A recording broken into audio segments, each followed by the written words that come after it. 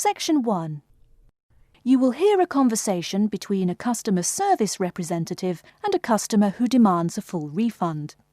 First, you have some time to look at questions 1 to 4.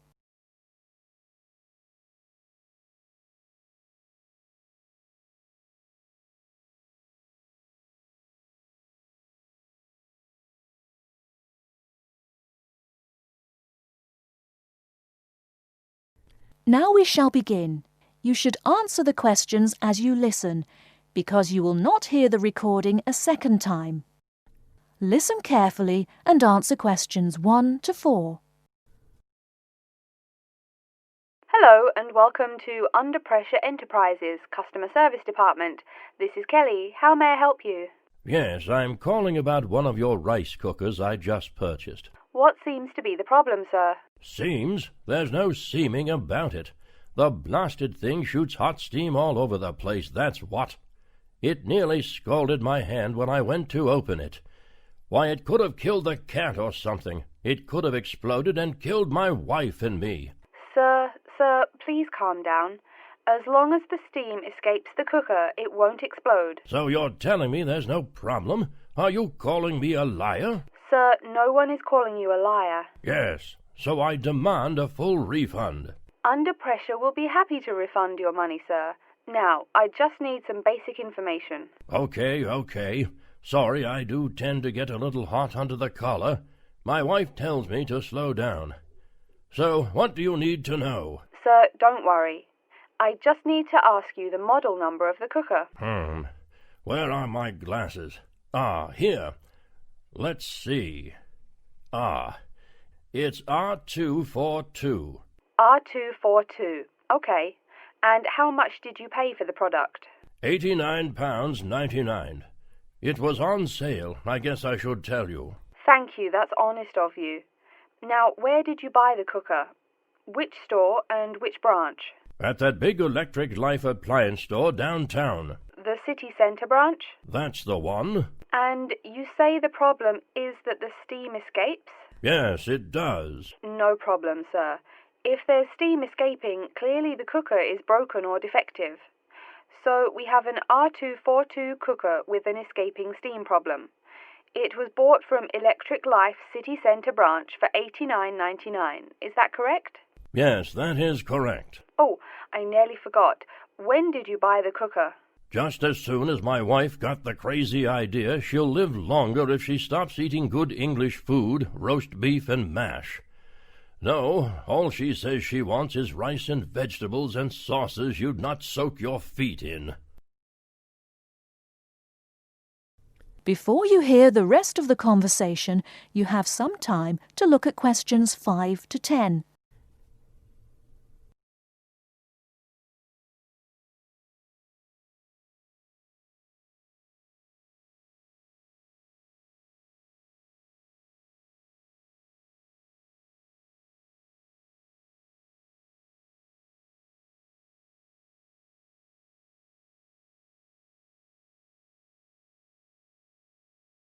Now listen and answer questions 5 to 10. Sir, when did you buy it? Oh, there I go again. Let's see. We bought it just 6 months ago. We hardly use it either. But 6 months? Is that too long? I mean, for the warranty? Very well. That's well within the warranty period. Now, what's your name and address? Name and address? What for? Sir, it is company policy. If you want your money, you must inform me. Money, you say? Oh, my name is Herbert Hewitt, and my address is 84 Park Road. Is that here in Coventry? Yes, the postal code is B024 1DJ. But I don't think sending things in the mail is very secure or very efficient. I mean... Don't worry, Mr. Hewitt, don't worry. We can credit the money to your credit card. You do have one, don't you? Yes, that's how we paid for the cooker. Oh, yes. We still have the number on the computer. I only need to ask your card's expiry date. I'm afraid I never give that sort of information out. I mean, once you have that, anyone could go charging things and... Sir, I said your expiry date, not your card's password. Oh, yes. Foolish me.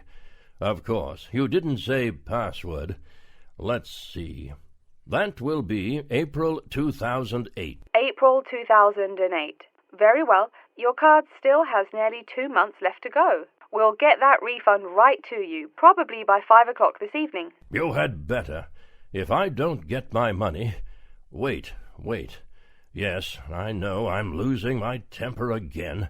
I really am sorry. I haven't had my medicine today. And, sir, just one more question for our records. How often do you go shopping at the city centre branch? Oh, well, it's hard to say. I suppose maybe once a month. But I can tell you this. If I don't get my refund, I'll never shop there again. Oh, I think it's time to start looking for another job. That is the end of Section 1. You now have half a minute to check your answers.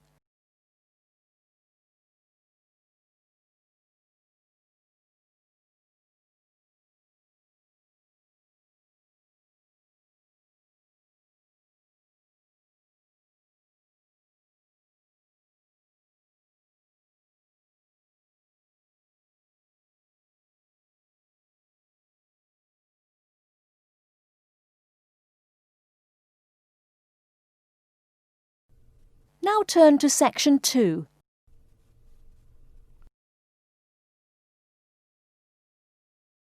Section 2. You hear a talk by a counsellor from the University of New South Wales, who will introduce some useful facilities and services on the campus. First, you have some time to look at questions 11 to 15.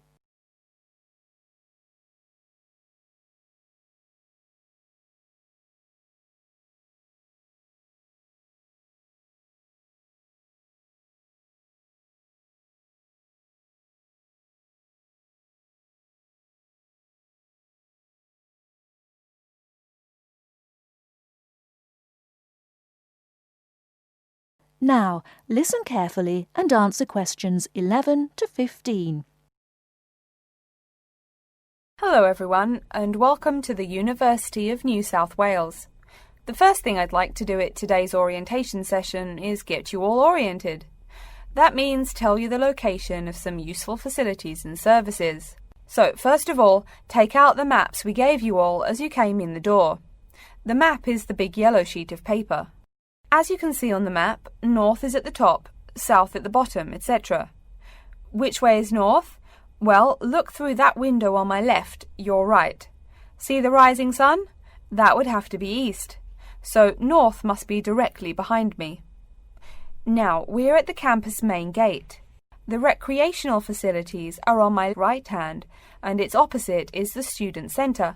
No questions? Good. Pretty easy, right? Okay, did everyone eat breakfast at the student food service this morning? Was the food good? Yes, I am joking. I've eaten there too. So, after a meal like that, you must be eager to go to a doctor, right? Well, I have good news for you. The Student Health Centre is located about half a kilometre straight north of here.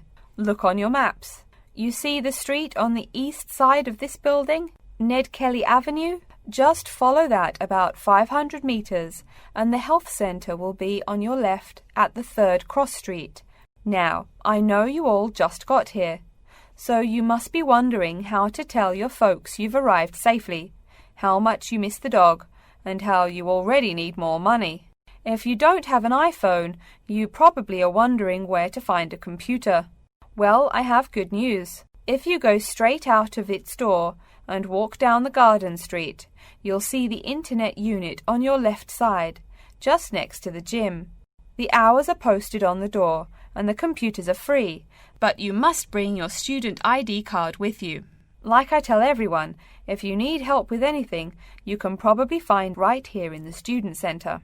Do you see the 4 buildings there between the student centre and the library? Those are the dormitories. The men's dorms are the 2 on the south, the women's the 2 on the north.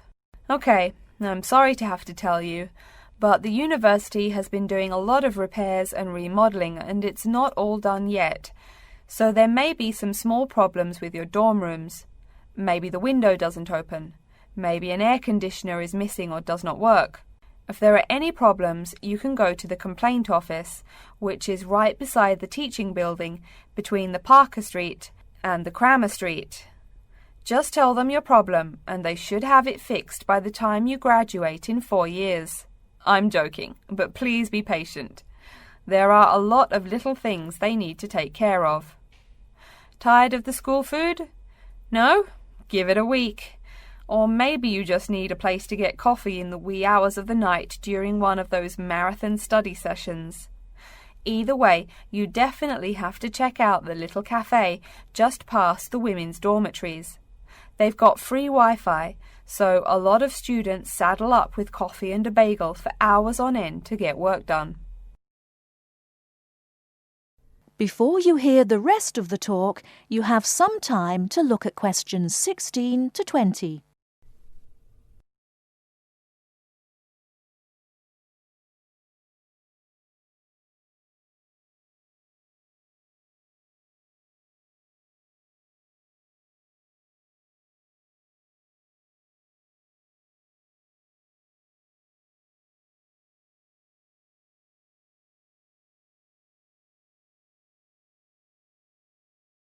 Now listen and answer questions 16 to 20. As for the dorm rooms, I have some bad news and some good news. The bad news is the rooms are small and you'll probably be sharing space with at least 3 other students. The good news is that each room has its own bathroom. What's good about sharing a bathroom with 3 strangers? Good question. Okay, call it bad news and worse news. Hey, maybe try this for good news. Each dorm has a kitchen. If you want to make snacks or meals, you can do it there. You can buy food containers at any campus convenience store, so you can store your food in the kitchen. But a word of warning, you should definitely write your name on your food containers. Sad to say, there are food thieves among your fellow students. Speaking of thieves, a word about security. I mean, this is Australia, and we do get drunken bush rangers wandering onto campus. Each of you will be given a key for your dorm room. Don't lose it. You have to pay for any replacement and fill out a bunch of papers too. Red tape, huh?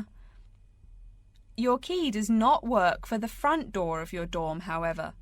To the right of each door, there's a keypad with numbers. When you move in, they will tell you the code you use to enter the door. Please do not tell the code to people who do not live in the dorm. Let's see. Have I forgotten anything? Oh yes, most of you are not rich, correct? So when your clothes get dirty, you can't just throw them away and buy new ones. That means you have to learn to do laundry. Or, men, that means you have to hurry up and get married. If you decide to wash those clothes and not get married, there are laundries in each dorm. Where? Oh, I almost forgot to tell you. The laundry for each dorm is in the basement. Some real good news this time if you're a student, it is free. You do have to buy your own soap, however. The laundry closes, by the by, at 11:30. And now that I've mentioned 11:30, please remember, the dorm doors are locked at 11:30 p.m. Your code will not work. If you want to get in, you'll have to call the night watchman. Don't worry, you can get that number at the dorm office. Yes, the dorm office and the complaint office are the same office. All right then. Before we continue, are there any questions? That is the end of section 2. You now have half a minute to check your answers.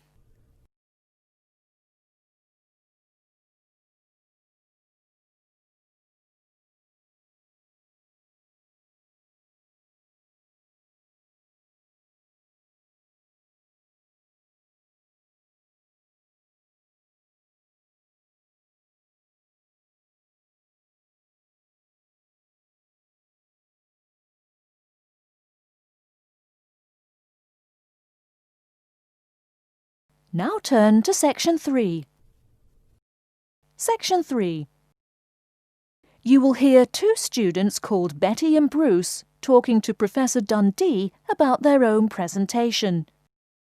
First, you have some time to look at questions 21 to 24.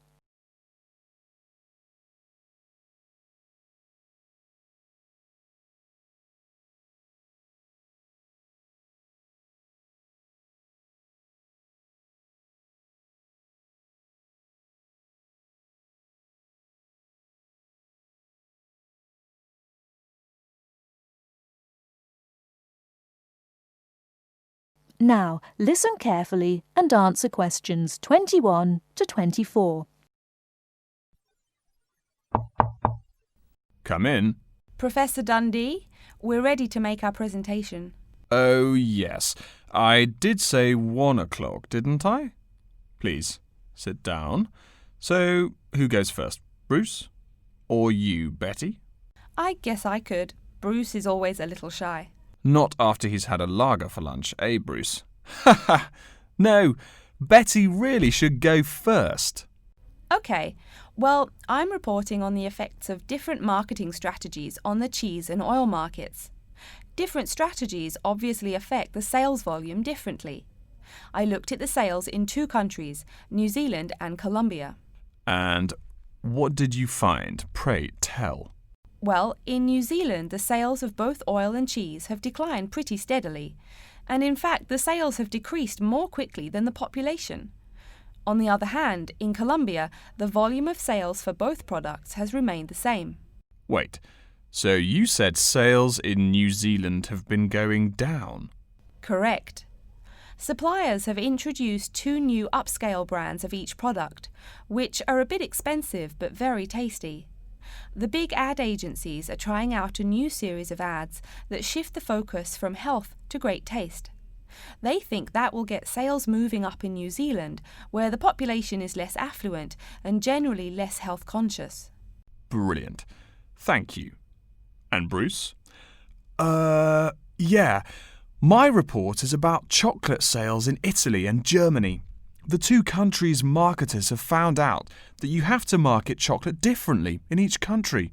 For example, in Italy, Kostig, the most expensive brand, pays shop owners to put the candy just about knee-high for an adult. I don't see. For little kids, that's about eye level. That bright red candy is the first one they see, so they buy it. Even better, they start telling their moms to buy it too. So, you mean... Well, I mean, in Italy, if you locate your product at the right location of shelves, sales do great. They say it doesn't matter much what brand of chocolate you're selling. As for Germany, das Land der Schokolade. Huh? That's German. It means the land of chocolate. Germans love the stuff, so people make a joke and call Germany that. Oh, right. So, you were saying? Well, like you pointed out, Germans love chocolate, but they're thrifty. For a long time, the biggest selling brand was Schmutzig, mostly because it was the second cheapest, but didn't taste too bad. Before you hear the rest of the talk, you have some time to look at questions 25 to 30.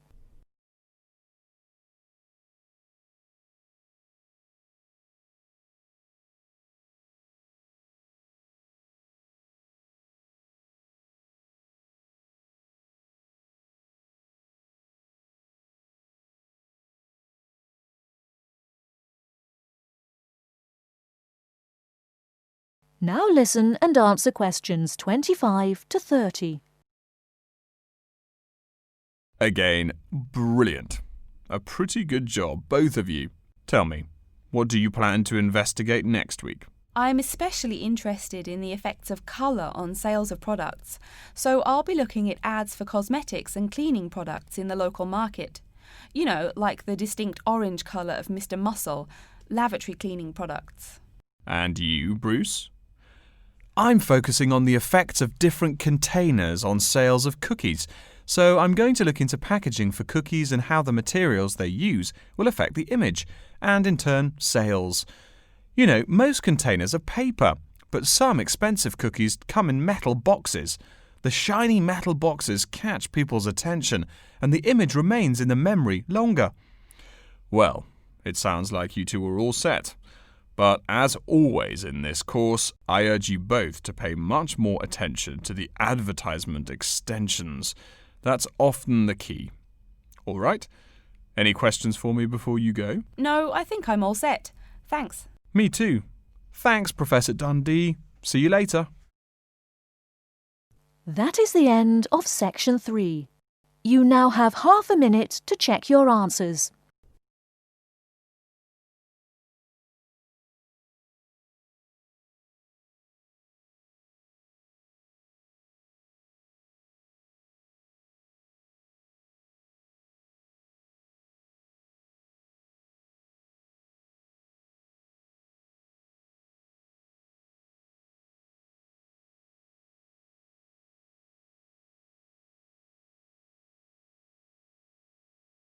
Now turn to Section 4.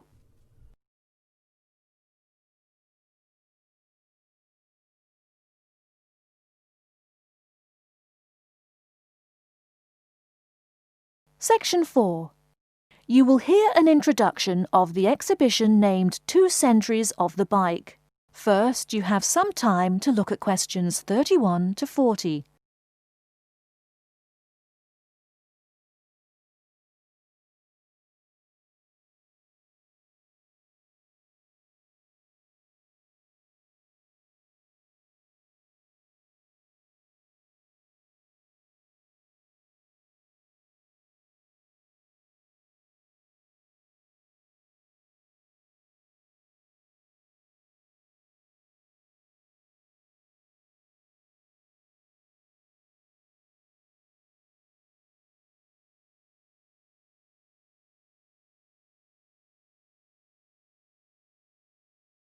Now listen carefully and answer questions 31 to 40.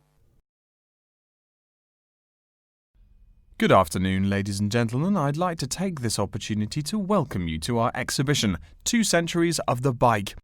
Let's stroll around the exhibition, shall we? Although there were a few early efforts back in the 1700s, you didn't really see many bikes till, say, the 1830s in England. Bikes were a response to the rapid growth of cities early in the 19th century. Cities like London were getting too big to walk across. The early bike let people travel with less effort than walking. Plus, a bike was a lot cheaper than a horse. Think of it. No one invented a bike for, 5,000 years of human history. Why did people do it then? Probably because this was the start of the machine age. People wanted machines to do all the work. There were some drawbacks, however. For one thing, there were no pedals. You simply pushed yourself along using your feet, kind of like today's skateboard. That meant you went fairly slow, and uphill you actually worked harder, pushing that two-wheeler. Plus, the wheels were made of wood covered with metal, as you can see from this model. So the downside was that the ride was quite uncomfortable on most roads. Only a few gadget lovers had or used them. By the 1860s, though, improvements were being made. As you can see from this specimen, metal frames had become the rule. They are more durable than wood, and they don't warp in the rain. The biggest improvement, however, was the development of the chain and sprocket system. They're connected. This meant you did not push the bike. You used pedals, just like today. You had to try harder to balance, so it took some practice to figure out how to use the pedals. But it made the ride so much easier. As a result, the good thing was that you could ride a lot more smoothly and with very little effort. By the 1880s, another big change was the use of rubber wheels. These became pretty common at that time. Though the first ones were solid rubber, the ride was a good deal more comfortable than the old iron and wood system. This is a big consideration because the faster you go, the more you feel every bump. Air-filled tyres, pneumatic tyres, didn't really come into use till around the year 1900, as you can see from this exhibition over here. That made the ride even more comfortable. So by 1890 or so, people were going a lot faster and a lot more smoothly. There was one problem when you were going quickly and comfortably. Oh no, how do I stop? Yes, we all laugh now, but for a long time the only way to stop was to drag your feet. That didn't work very well, and it would be dangerous if you were going fast. In the crowded cities of those years, New York, Chicago, and so on, you would get killed if you couldn't stop for, say, a streetcar. Plus, look at this bike. The front wheel is nearly 1 metre and 2/3 tall. They made them that way so you could see over people and wagons, but you couldn't drag your feet. This model is called a velocipede, a speed pedal. Another characteristic of the bike in this period is that it has 2 equal-sized wheels, which signalled a big change in bikes. For with the velocipede, brakes appeared. If you wanted to stop, you just pushed the pedal backwards. Doing that stopped the back wheel of the bike. This technique worked a lot better than dragging your feet or jumping off the high seat there. This meant that bikes became a great deal safer. It would have been safer if people wore helmets, but the first bicycle helmet wasn't invented until years later, and even then, it was little more than a leather ball cap. It really wasn't until the 1970s that the bike helmet was modified to provide some real protection. Before continuing on to look at developments since the 1890s, let's say a word more about safety. Everyone knows if you're going downhill, you can get going dangerously fast. To go more than 100 kilometers an hour isn't all that difficult. But even on level ground, it's easy to go too quickly. On a city street, today's bicycles can be ridden at a speed of over 40 miles an hour over a short distance. That's about 64 kilometers an hour. Remember, you're on a bike, not in a car. There's nothing to protect you. People are killed in single bicycle accidents every day, just from hitting the road. A good rule to remember is, if you're going faster than the cars, slow down. And please wear a helmet. Nearly 1/4 of the epilepsy cases come from head injuries in accidents on bikes and motorcycles. I don't mean to scare you, but safety is everyone's business. What? Now that's a good question. Why are today's bikes so much faster? Well, it's not just that today's athletes are faster. The answer is partly mechanical. If you look closely here at the back wheel, you'll see a number of gears. Changing gears is what makes those fast speeds possible. You can shift gears depending on the terrain and how hard you wish to pedal. So you can put it on a higher gear for downhill and a lower gear for uphill travel to make it easier to climb that slope. You'll notice this gear shifting mechanism is attached to the back wheel, and when the rider shifts on the handlebar gear shifter, the chain moves to the appropriate sprocket. And, speaking of changing gears, let's look over here at our Tour de France exhibit. That is the end of section 4. You now have half a minute to check your answers.